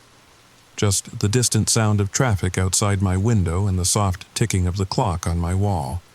I spent the rest of the day putting my books back, constantly glancing over my shoulder, the strange key tucked safely in my pocket. I couldn't shake the feeling that I was being watched. Monday brought new developments. When I returned from work, exhausted and on edge, I found a small path of objects leading from my front door to the hall closet. A pen, a coaster, my spare set of keys, a bookmark, all items that had previously been scattered throughout the apartment, now forming a clear trail. The hall closet was one I rarely used. It was small and awkwardly positioned, mostly storing winter coats and old shoes, but now, as I approached it hesitantly, following the breadcrumb trail of my possessions, it seemed somehow more significant. I opened the door slowly, half expecting something to jump out at me. Nothing did. But there, on the back wall of the closet, I noticed something I'd never seen before. A small rectangular outline that didn't match the rest of the wallpaper. I pressed against it gently, and to my surprise, it gave way. Behind it was a small cubbyhole, and inside that cubbyhole was a dust-covered book bound in faded leather. My hands trembled as I carefully removed it. The cover was unmarked, giving no clue to its contents. I carried it to my kitchen table and gently opened it, afraid the brittle pages might crumble under my touch. It was a diary. The handwriting was elegant but urgent, the ink faded to a soft sepia tone. The entries were dated from 1937, and they belonged to a young woman named Eleanor Campbell. April 15th, 1937. I've secured a position as a live-in secretary to Mr. Bradford. The house is grand, but somehow oppressive. There are rooms he's forbidden me to enter and questions he won't answer. Still, the salary is generous, and I need the money for Mother's treatments.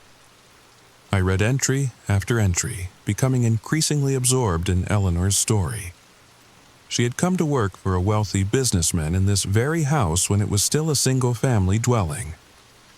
Over time, her entries became increasingly concerned and frightened. June 30th, 1937. There are noises at night. Footsteps when no one should be walking. Mr. Bradford insists I'm imagining things, but I know what I hear. And sometimes I return to my room to find my possessions moved, arranged in strange patterns. Is it a warning, a message, or am I truly losing my mind? As I continued reading, a chill settled over me. Eleanor's experiences mirrored my own with unnerving precision. objects moving, strange noises. The feeling of being watched. The final entry was dated October 17th, 1937. I've discovered the truth about Mr. Bradford's collection in the locked room. The artifacts he's gathered from around the world aren't just antiques, they're something far more sinister. He's brought something into this house, something that shouldn't be here. I've taken the ceremonial key he always wears around his neck. Tonight, I plan to enter the forbidden room and return the carved figure to its box. Perhaps then, what was awakened can be put to rest again. If anything happens to me, let it be known that Raymond Bradford is responsible. That was the last entry. Eleanor never wrote again. What had happened to her? The small key in my pocket suddenly seemed to burn against my thigh. Could it possibly be the same key Eleanor had mentioned, after all these years? I needed to know more about the history of the house and what had happened to Eleanor Campbell. I called in sick to work the next day and headed to the local historical society. The Brookline Historical Society was housed in a stately brick building just off the town common. Inside, a helpful elderly volunteer named Martha assisted me in my search. "The old Bradford mansion?" she repeated when I asked. Oh yes, that was quite the scandal back in the day. According to newspaper clippings and town records, Raymond Bradford had been a wealthy importer who specialized in artifacts from South America and the Far East. In late 1937, he'd reported his secretary missing, claiming she had simply not shown up for work one day. A brief investigation followed, but with no evidence of foul play and no body, the case had eventually gone cold. Eleanor Campbell was officially listed as a missing person, her fate unknown. Bradford himself had died just 2 years later in 1939, leaving the house to distant relatives who had eventually converted it into apartments in the 1980s. There were always rumors, of course, Martha said, lowering her voice conspiratorially. Some said Bradford was mixed up in occult practices, that the foreign artifacts he collected weren't just for show but for some darker purpose. I thanked Martha for her help and left with photocopies of several articles and a pit of dread in my stomach. What had Eleanor discovered in that forbidden room? And what had happened to her afterward? When I returned to my apartment, the atmosphere felt different. Heavier, somehow, as if the air itself had thickened. The silence was oppressive, broken only by the soft ticking of the clock on the wall. I set down my research materials and took the small key from my pocket. "Eleanor," I said softly to the empty room. "Is that you? Are you the one moving my things?" No response came, but the temperature in the room seemed to drop several degrees. My breath fogged in front of my face, despite it being early autumn. "I found your diary," I continued, my voice gaining strength. "I know about Bradford and the artifacts. I want to help you if I can." The lights flickered briefly, once, twice, 3 times. A form of communication? I took a deep breath. "Is there something you need me to do? Something that was left unfinished?" My refrigerator magnets began to move, sliding across the metal surface as if pushed by invisible fingers. They rearranged themselves to form a single word: basement. The basement of the building was a communal space where tenants stored extra belongings and did laundry.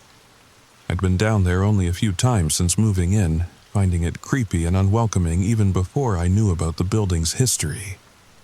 With trembling hands, I grabbed a flashlight from my emergency kit and headed downstairs. The old wooden steps creaked ominously beneath my feet as I descended into the dimly lit space below. The basement was divided into chain-link storage units, one for each apartment. Mine was in the far corner, containing only a few boxes I hadn't unpacked yet. But something told me that wasn't where I needed to look. I swept my flashlight across the space, illuminating dusty corners and forgotten items.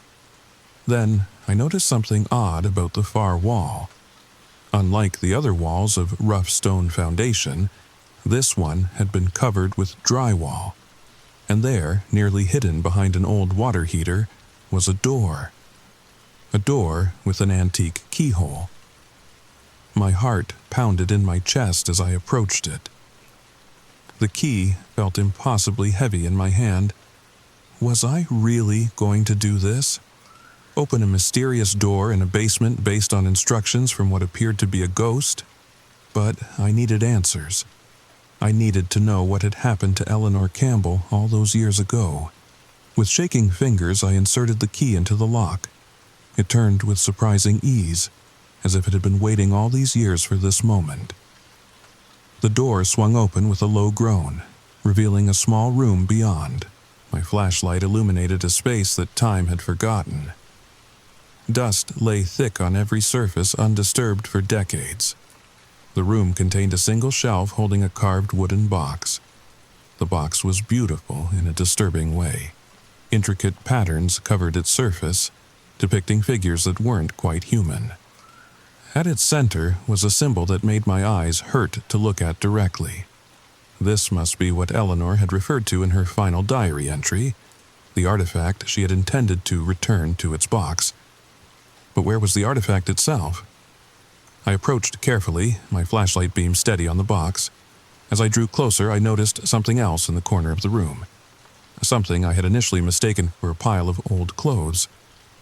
I swung my light toward it and immediately wished I hadn't. There, propped against the wall, was a skeleton.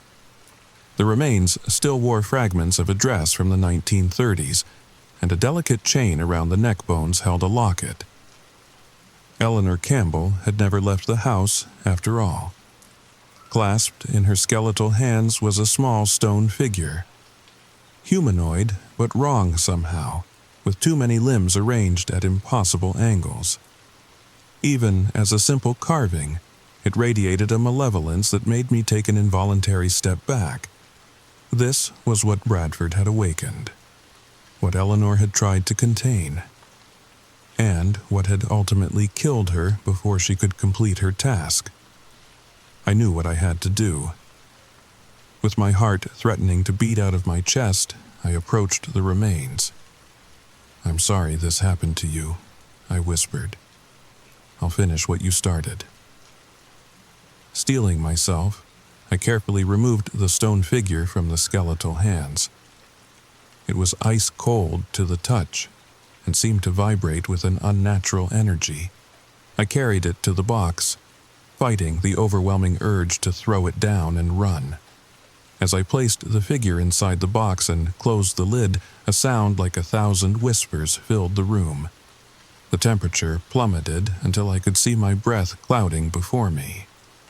The building itself seemed to shudder, as if something ancient and powerful was being disturbed. Then, as suddenly as it had begun, everything stopped. The whispers faded, the temperature normalized.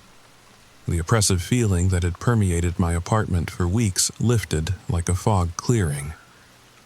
I locked the door behind me and returned to my apartment, shaken to my core, but somehow lighter. That night, for the first time since moving in, nothing moved. No cabinets opened, no furniture rearranged itself. The following weekend, I attended Eleanor Campbell's long-overdue funeral. The police had recovered her remains after I anonymously reported finding them during a routine inspection of the building. Her few surviving distant relatives were grateful to finally have closure after so many decades. I still live in the same apartment. Some might think me crazy for staying, but it feels peaceful now. Sometimes I imagine I feel a gentle presence, not threatening or angry, but grateful. A slight cooling of the air when I'm having a bad day. A book of poetry mysteriously open to just the right verse when I need comfort. I think Eleanor is still here, but at peace now. And sometimes when I'm reading in the evening, I could swear I feel someone gently adjusting my throw pillow or moving my teacup just slightly closer to my hand. Not to frighten me, but to help. So, if you ever find your furniture moved when no one else has been in your home, If objects disappear only to reappear where you've already looked, don't immediately dismiss it as forgetfulness or imagination. Perhaps someone is trying to tell you something important. Perhaps there's a mystery that needs solving, a wrong that needs righting. Because sometimes, what we call a haunting is really just a desperate attempt to communicate from beyond the veil that separates our world from what lies beyond. Have you ever experienced anything similar? Something you couldn't explain away? I'd love to hear your experiences in the comments below. And if you enjoyed this tale of my supernatural encounter, please like this video and subscribe to the channel for more stories that blur the line between reality and the unknown. Sweet dreams.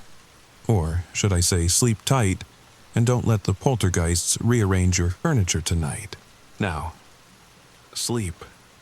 Or at least, try to. It's quiet now, too quiet, but not empty. That feeling crawling up your spine, that weight pressing on your chest, that's not your imagination. You're not alone. There's something behind the curtain. You haven't looked, not because you forgot, but because you're afraid to know. You heard the whisper, soft where wet, wrong. Like breath dragged across broken glass. But you told yourself it was the wind, didn't you?